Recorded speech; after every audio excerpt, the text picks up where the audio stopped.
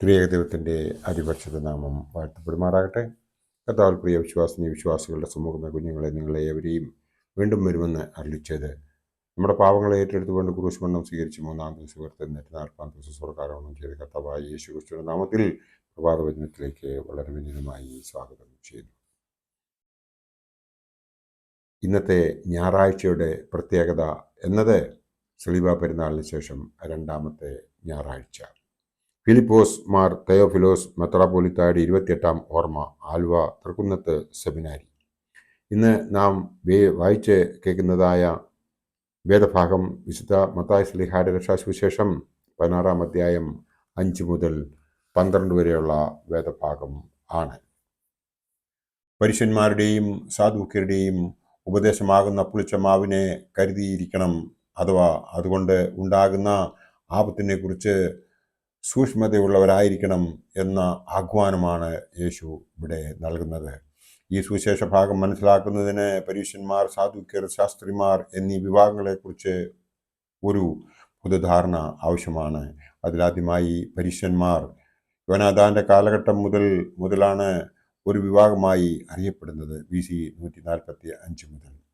മോശയുടെ ന്യായപ്രമാണം വ്യാഖ്യാനിക്കുകയും വിവിധ സന്ദർഭങ്ങളിൽ അതിൻ്റെ പ്രായോഗികത പരീശന്മാർ വിശദീകരിക്കുകയും ചെയ്തിരുന്നു.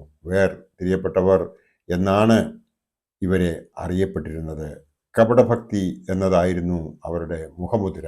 മത്തായി ശ്ലീഹായുടെ രക്ഷാസുവിശേഷം 23-13-15 വരെയും 25-ാം വാക്യം മുതൽ 29 വരെയും വായിക്കുമ്പോൾ നമുക്ക് ഇത് ക്ലിയറാവും.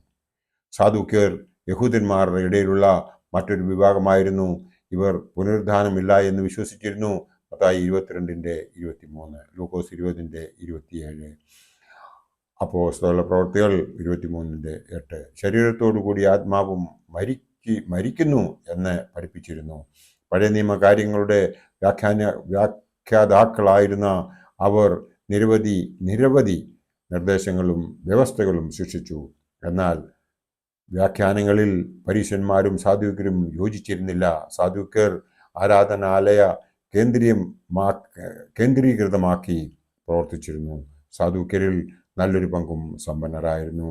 മൂന്നാമത്തെ വിഭാഗം ശാസ്ത്രിമാർ എന്നത് പഴയ നിയമകാലത്ത് പകർത്തി എഴുതുന്നവരെ ഉദ്ദേശിച്ച് ഉപയോഗിച്ചിരുന്ന പദമാണ്.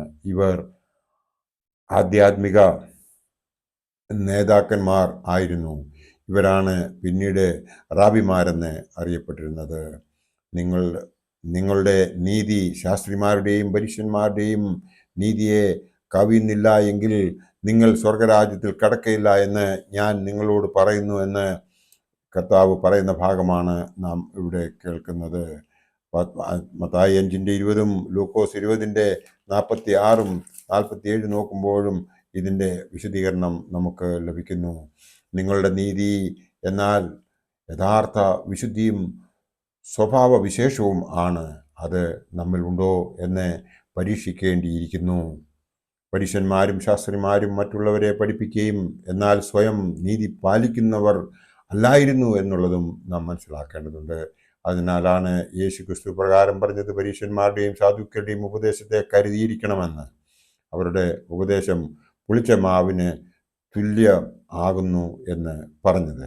നാം ഇവിടെ മനസ്സിലാക്കേണ്ടതായ 3 കാര്യങ്ങളുണ്ട്.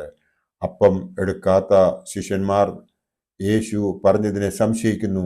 യേശു പറഞ്ഞതിനെ അവർ മനസ്സിലാക്കുന്നില്ല. തൻ്റെ സൃഷ്ടാവിനെ തിരിച്ചറിയുകയാണ് നാം ഓരോരുത്തരും ചെയ്യേണ്ടത്. 5 അപ്പം കൊണ്ട് 5000 പേരെ തീറ്റിപ്പോറ്റുകയും 7 അപ്പം കൊണ്ട് 4000 പേരെ തീറ്റിപ്പോറ്റുകയും ചെയ്തവനായ നമ്മുടെ സൃഷ്ടാവിനെ നാം തിരിച്ചറിയുക തന്നെ വേണം. കപടഭക്തി ഉള്ളവർ ആയിരിക്കരുത് പരീശന്മാരെ പോലെയും ശാസ്ത്രിമാരെ പോലെയും.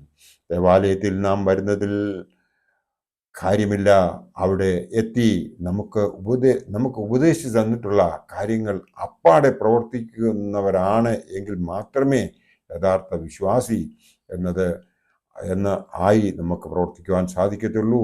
യഥാർത്ഥ വിശ്വാസി എന്നത് മനസ്സിലാകണമെന്നുണ്ടെങ്കിൽ നമ്മുടെ പിതാക്കന്മാർ നമ്മെ കാണിച്ചു തന്നതായ ഉപദേശിച്ചു തന്നിട്ടുള്ളതായ കാര്യങ്ങൾ അപ്പാടെ ദേവാലയത്തിൽ പ്രവർത്തിക്കണം. അല്ലാതെ നമ്മൾ നല്ല വസ്ത്രങ്ങൾ ധരിച്ചുകൊണ്ട് അവിടെ മറ്റുള്ളവരെ കാണിക്കുന്നതിന് വേണ്ടിയിട്ടും ഇടംബലം നോക്കിക്കൊണ്ട് വിശ്വാസമില്ലാതെ ദേവാലയത്തിൽ പോയി നിന്നതുകൊണ്ട് യാതൊരു പ്രയോജനവും ഉണ്ടാകുകയില്ല.